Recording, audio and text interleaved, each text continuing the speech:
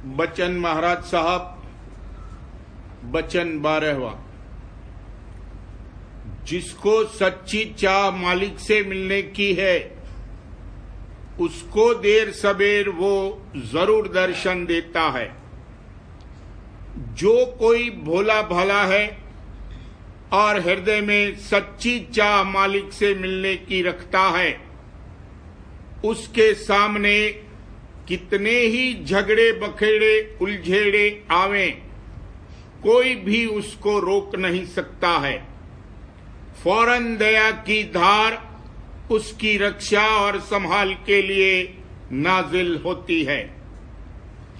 अगर कोई सच्चा मालिक है तो जो कोई सचौटी के साथ हृदय से पुकारेगा, वो उसको एक रोज जरूर सुनेगा।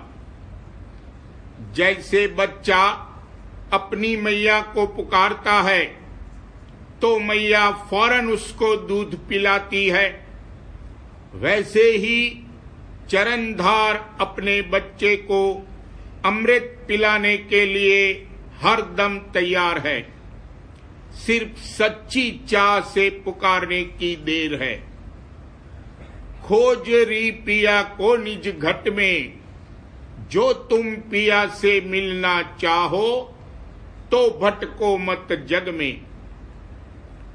जहां भक्ति है वहां भगवंत हैं।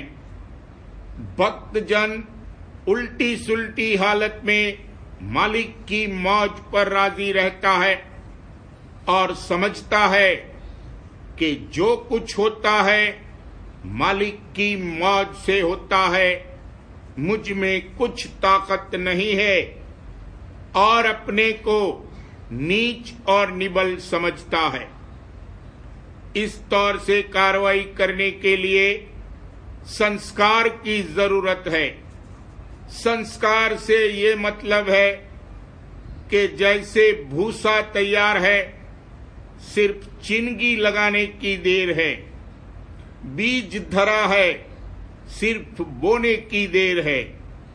और जो हृदय पत्थर सा कड़ा है, यानी असंस्कारी है, तो उसको मुलायम करना, बीज डालना, इसमें अलबत्तार सा लगता है और गुरु के संग की भी जरूरत है। जो मन करड़ा पत्थर होवे, गुरु से मिलत जवाहिर होवे। जो मालिक का चहे दीदार, जातू बैठ गुरु दरबार। सद्गुरु की मौजूदगी में जो कुछ उनकी सेवा की जाती है, वो निज सेवा राधा स्वामी दयाल की है। और जब देह स्वरूप में सद्गुरु न मिले, तब उनके साधु और प्रेमी जनों की सेवा करना, ये भी राधा स्वामी दयाल की सेवा में दाखिल है। सद्गुरु के गुप्त होने में भी फायदा है, क्योंकि प्रेमी जन आपस में मिलकर नए नए नुक्ते निर्णय करते हैं और प्रेमी जन के संग से प्रेम भी पैदा होता है। जब तन मन धन अर्पण करेंगे, तब मालिक का दर्शन होगा। दृष्टांत, एक भक्त था, उसको मालिक के दर्शन की बड़ी अभिलाषा थी। उसने प्रण किया कि जो कोई मुझको मालिक का दर्शन करावेगा, उसको तन मन धन सब अर्पण करूंगा। एक चोर था, उसने आकर उससे कहा, मैं तुमको मालिक का दीदार कराऊंगा। वो बेचारा सुनकर बहुत खुश हुआ। अपना अस्बाब वगैरह जो कुछ उसके पास था बेचकर रुपया इकट्ठा किया। चोर ने कहा, सब रुपयों की एक पोटली बांधकर उठा के बाहर एक खुले मैदान में ले चलो। जब शहर के बाहर एक कुएं पर पहुंचे, तब चोर ने उससे कहा, इस कुएं के अंदर झांको तो तुमको दर्शन मिलेगा। भक्तजन बड़ी खुशी और उमंग के साथ कुएं में झांकने लगा तो चोर ने धक्का देकर उसको गिरा दिया, पर मालिक की दया ऐसी हुई कि झटका लगने से उसकी सूरत खिंच गई और अंतर में दर्शन मिला।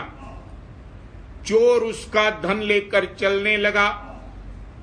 मालिक अंतर्जामी उसी वक्त घोड़े पर सवार का रूप धरकर प्रकट हुआ और उस चोर को पकड़ के कुएं के पास ले गया और कहा कि जिसको तूने गिराया है उसे आवाज देकर पुकार। भक्तजन उसकी आवाज पहचान कर निहायत मगन हुआ और हाथ जोड़कर प्रणाम करने लगा।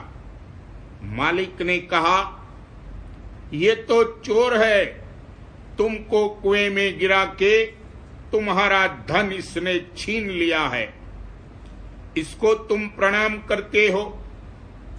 भक्तजन बोला, ये मेरा गुरु है, अगर ये न मिलता तो मालिक का दर्शन भी न होता।